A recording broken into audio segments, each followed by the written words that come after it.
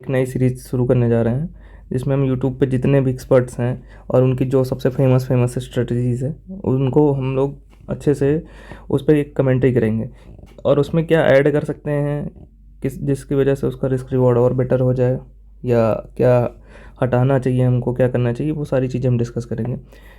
तो आज हम सबसे पहले डिस्कस करने जा रहे हैं सुभाषिस सर की स्ट्रेटजी, पावर ऑफ स्टॉक्स की 5 EMA स्ट्रेटजी। आप लोगों को तो पता ही होगा 5 EMA के बारे में। तो ये है 5 EMA स्ट्रेटजी। 5 EMA स्ट्रेटजी के बारे में हम यहाँ पे बात करने जा रहे हैं। 5 EMA स्ट्रेटजी बहुत ही फेमस स्ट्रेटजी है, मतलब मेनली इसका यूज़ स्कैल्पिंग के लिए करते हैं हम। पहले तो ये जानना ज़्यादा इंपॉर्टेंट है ना, इस स्ट्रेटजी का यूज क्यों करते हैं। लोगों को पता नहीं है, लोग यूज़ करना शुरू कर देते हैं और कहेंगे लॉस हो रहा है। और सबसे बड़ी बात, ये स्ट्रेटजी बेस्ड किस पे है? कुछ नहीं है, ये स्ट्रेटजी बेस्ड है रिस्क रिवॉर्ड पे। ठीक है, ये आपको इनबिल्ट, मतलब अब जैसे आपको पता चल गया किसी की ये स्ट्रेटजी है तो वो क्या बताना चाह रहा है, वो ये बताना चाह रहा है ना कि रिस्क रिवॉर्ड पे का ध्यान दो।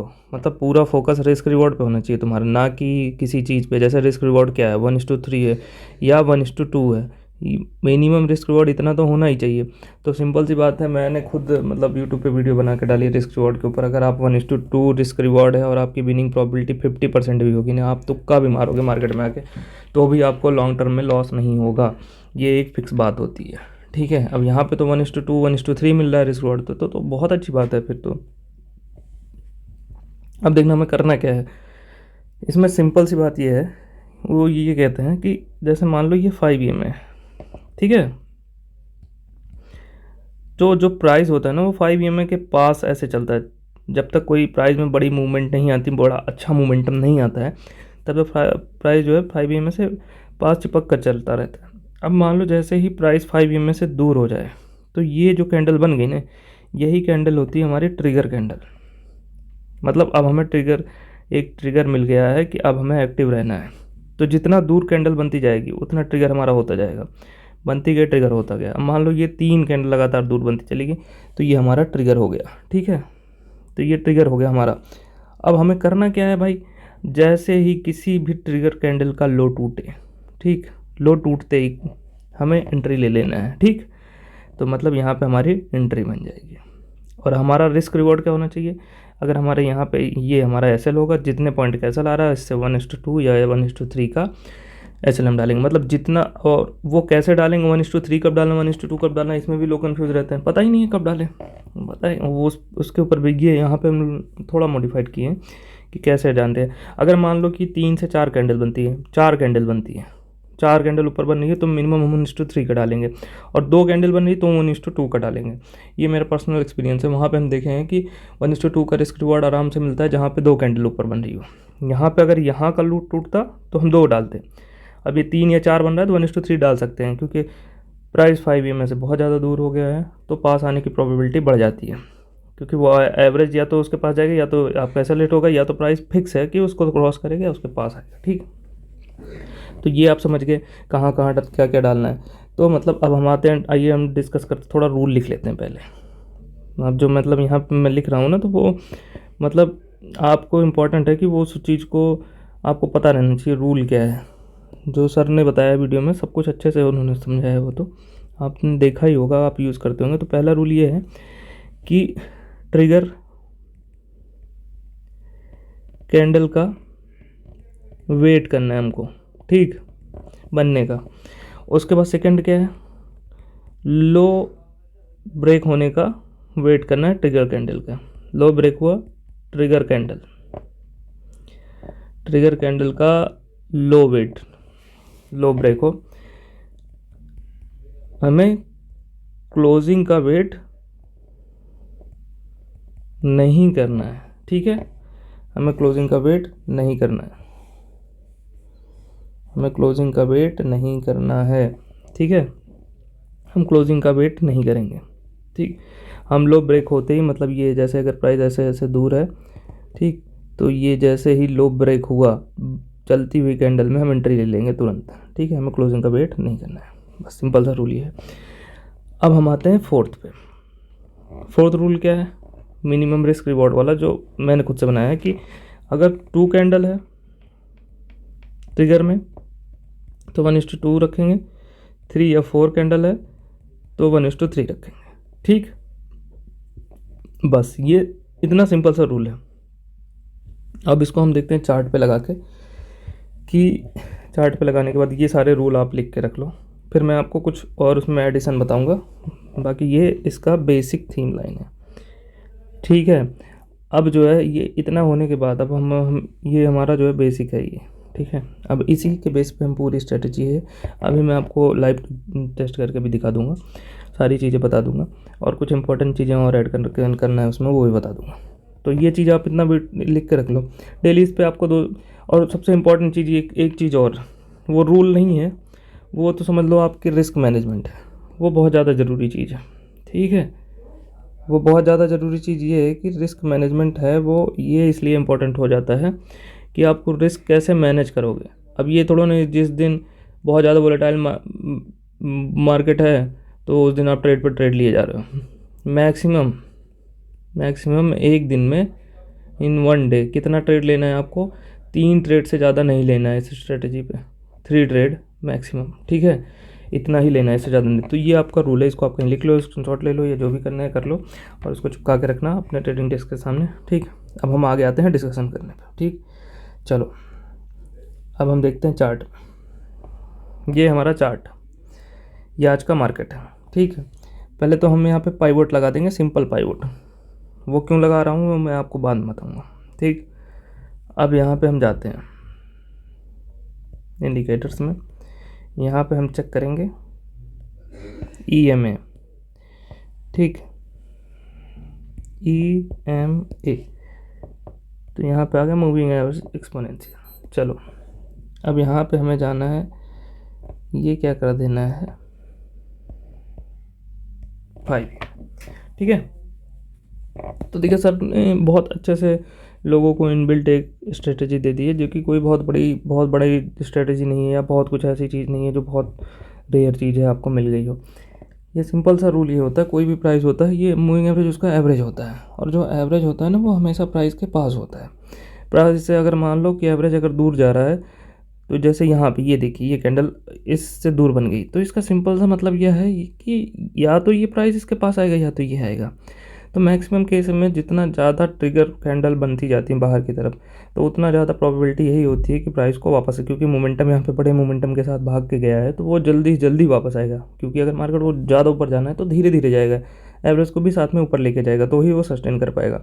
तो ये इनबिल्ट, अगर आपको प्राइस एक्शन अच्छे से पता है तो आप इसको खुद से समझ सकते हो। लेकिन सर ने क्या किया, वो बस ये किए कि जैसे जिनको कुछ नॉलेज नहीं है या कुछ पता नहीं है, उनके लिए उन्होंने ये काम कर दिया कि चलो ऐसी चीज़ बता देते कि उनको ज़्यादा जानना नहीं है। तो मैं उसके ज़्यादा डिटेल के बारे में नहीं जाऊँगा, तो मैं आपको सिंपल बता रहा हूँ। तो ये है सिंपल कि यहाँ पे देखो, ये हमारी ट्रिगर कैंडल बनी है ना, देखो बड़ी बड़ी कैंडल बनने के बाद ये ट्रिगर कैंडल बनी, और उसके बाद देखो यहाँ पे अगर आप एसएल डालते, ये है ना आपका, अगर ये एसएल डालते आप, ये देखो यहाँ पे एसएल डालते ये, तो यहाँ से यहाँ, ठीक यहीं आपकी एंट्री बन जाती। और आप देखो ये मूव देखो 1:2 के 1:4 5 तक आया। ठीक है, आया कि नहीं आया, एक जगह यहाँ पे आपने देख लिया। चलो और दिखाते हैं अब, आज कोई ट्रेड बना, हाँ फिर देखो कल के ही दिन फिर एक ट्रिगर यहाँ पे आया, ट्रिगर कैंडल एक बनी, हाई ब्रेक हुआ, फिर देखो मतलब कल आप 2 मूव पकड़े, दोनों के दोनों फ़ायदे में थे। ठीक है, एक यहाँ पे भी पकड़े थे, ये भी फ़ायदे में ही था।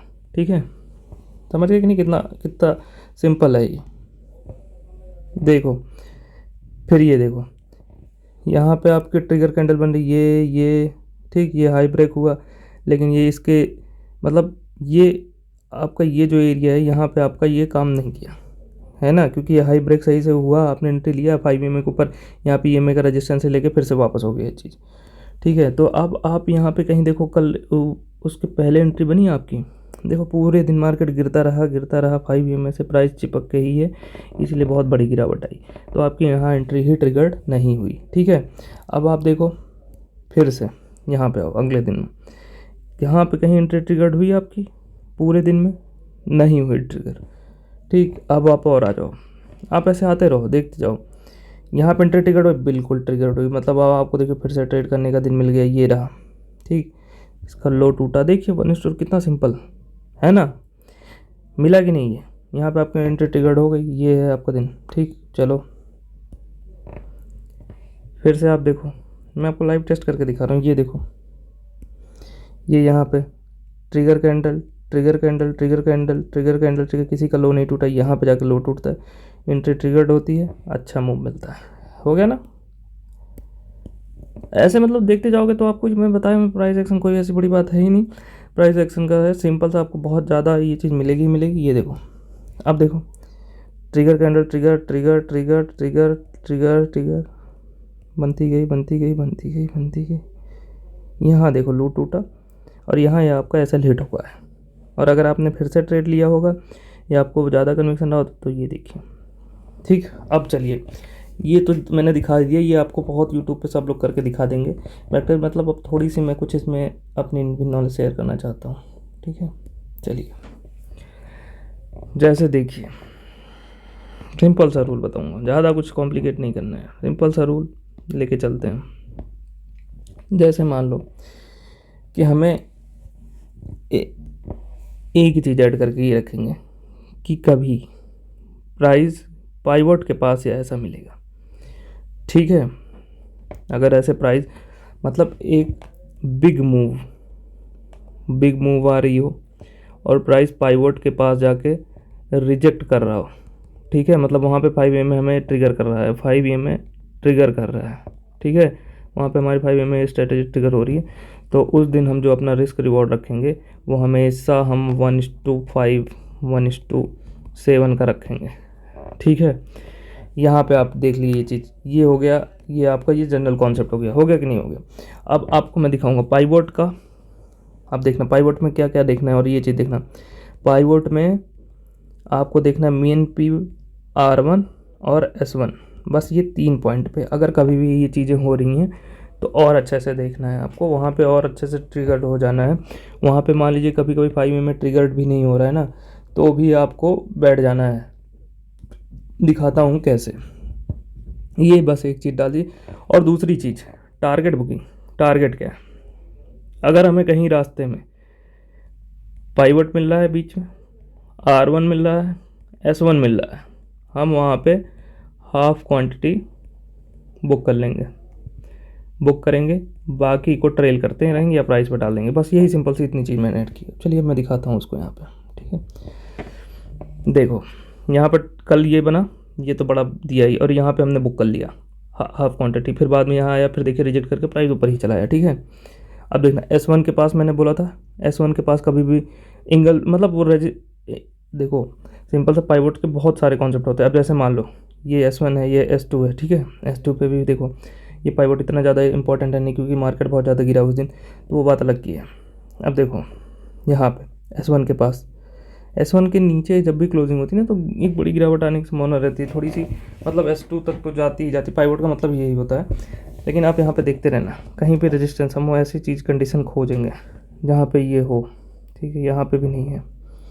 और लेकिन देखो आप अगर टारगेट बुक करोगे तो टारगेट बुक करने के लिए आपको बहुत अच्छा काम करता है। देखो पाइवट यहाँ पे टारगेट बहुत अच्छा बुक होता है, मतलब यहाँ प्राइस रुकता है थोड़ी देर के लिए, देखिए यहाँ रुक रहा है, यहाँ आने से पहले आपको चाहिए कि निकल लो।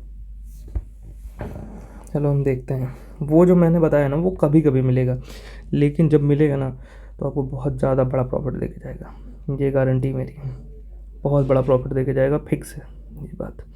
आ जाओ देखो यहाँ पे वो चीज़ ट्रिगर होने, मैंने बोला था ना ये में ट्रिगर हो या ना हो, ठीक है, लेकिन आप देखो जब भी बड़ी मूव के साथ यहाँ गिरावट हो और रिजेक्शन में एक ऐसी कैंडल बन जाए तो वहाँ पे भी आप एंट्री ले सकते हो, ये ऐसे डाल के आ गए R1, मिल गया कि नहीं मिल गया। अब देखना जा, मतलब आपको कुछ तो चाहिए कि उस स्ट्रेटजी में कुछ तो मॉडिफाइड कर दो जिसकी वजह से आपका अच्छा खासा प्रॉफिट हो। देखो यहाँ पे बड़ी मूव आई, ठीक, ये आई है ना, यहाँ पे ये रिजेक्शन मिला आपको, देखिए पाइवट के पास जाके यहाँ पे आप प्राइस एक्शन देखो, यहाँ पे रिजेक्शन मिल रहा है, फिर आपको इसके नीचे देखो मिला कि नहीं S1 तक का टारगेट, मतलब बस खाली पूरा खेल R1 S1 और पाइवट के बीच में रखना है। ठीक, और जहाँ पे बड़ी कैंडल के साथ रिजेक्शन मिलना चाहिए, जैसे ये देखो एक भी बड़ी अच्छी मूव आई, बड़ी बड़ी कैंडल बनी, ठीक है, फिर यहाँ पे रिजेक्ट हुआ, यहाँ पे हुआ, जब तक लेकिन इसके अच्छे से नीचे क्लोजिंग ना हो तब तक आपको एंट्री नहीं लेना है। तो ये देखिए, ये जो कैंडल है ये क्लोज हो गई इसके नीचे, ये वाली भी क्लोज हो गई, तो अब यहाँ भी एंट्री टिकट हो रही है, यहाँ भी, यहाँ वाली पे एंट्री लिए, जैसे यहाँ पे डाले टारगेट, यहाँ पे ट्रेल करते जाओ। 1:5 1:7 बताया, इसका रिवॉर्ड बहुत अच्छा मिलेगा। रिजेक्शन का वेट करो बस। अब देखो यहाँ पे उसी कंडीशन में कुछ चेंजेस हैं, आया बहुत बड़ी मूव, रिजेक्शन तो मिला, लेकिन इतनी बड़ी कैंडल के साथ, तो हमें थोड़ा सा अलर्ट हो जाना है कि नहीं भाई बहुत ज़्यादा बड़ी कैंडल है, जब तक रिट्रेसमेंट ना होगी तब तक हम एंट्री नहीं लेंगे। तो देखिए रिट्रेसमेंट हुई ही नहीं, आगे बढ़ती चली गई, फिर यहाँ जाके हमारा फिर से 5 EMA सेटअप ट्रिगर्ड हुआ, फिर उसमें एंट्री मिल गई। तो हमें ऐसे जगह कॉशन रखना है, बस थोड़ा सावधान रहना है, ज़्यादा वहाँ पे नहीं करना है। ये देखिए पाइवट में यहाँ पे मार्केट रेंज बाउंड था, फिर पाइवट का ब्रेकआउट हुआ, फिर देखो पाइवट का ब्रेकआउट हुआ कि नहीं, यहाँ पे आपकी 5 EMA के ट्रिगर हुआ, ये रहा, और आपको इतनी बड़ी मूव मिली। R1 पे आप देखो, मैं क्यों बोला हूँ प्रॉफिट बुक करने को, यहाँ पे आके प्राइस एक्शन ही बदल जाता है। मतलब ये प्रॉफिट बुकिंग कहाँ पे कर लो उसके लिए इंपॉर्टेंट। देखो जैसे मान लो यहाँ पे आपका ट्रेड जनरेट हो गया, ठीक है, लेकिन यहाँ हुआ नहीं है, टच है, ठीक है, तो यहाँ पे हुआ होगा, ये रहा, इसका हाई टूटते ही ले सकते हैं हम, 1:2 मिल ही जाएगा, क्योंकि एक ही कैंडल आपसे दूर है। मैं बताया था ना 2 कैंडल में 1:2, और ये देखिए यहाँ कितना इंपॉर्टेंट है आपको, अब देखो, ठीक है। तो ये एक चेंजेस ये किया था मैंने, जो बहुत अच्छा है, ठीक। और दूसरा चेंजेस ये है कि आप क्या करो, अगर कभी भी एंट्री ट्रिगर्ड हो, ठीक है,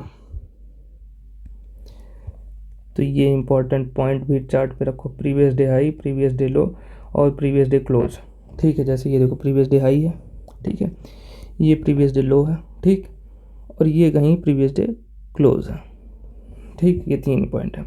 तो यहाँ पे हमारी जैसे मान लो अगर 5 EMA एंट्री ट्रिगर्ड भी हो रही है, तो ये टारगेट लेने के लिए है, ये 3 पॉइंट भी टारगेट लेने के लिए, ठीक।